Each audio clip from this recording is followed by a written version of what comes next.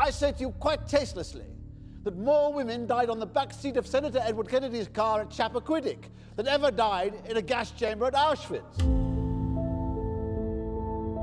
It is my pleasure to introduce Professor Deborah Lipstadt.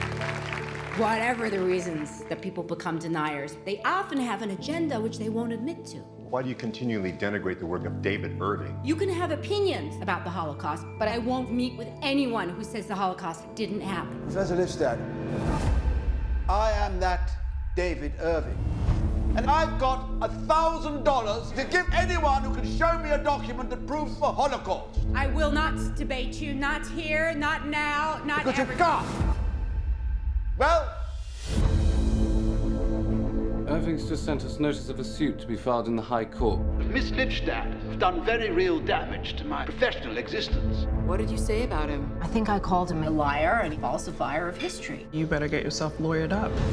A man accuses you of something and it's your job to prove he's wrong. In the U.S., there's a presumption of innocence. Yeah, not in the UK. This case is happening to you, but it's not about you. Auschwitz is at the very center of Holocaust belief, so it's at the very center of Holocaust denial. There were no gas chambers anywhere at Auschwitz. Here is one of the largest killing machines in human history. We know what it is, it's how we prove what it is.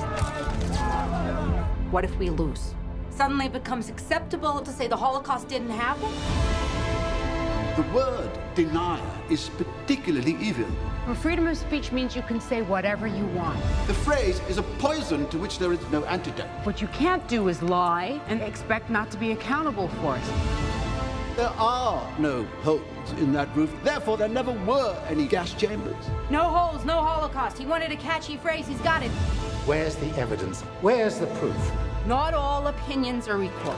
But I'm not a racist. The earth is round, the ice caps are melting, and Elvis, it's not a lie. I'm not attacking freedom of speech.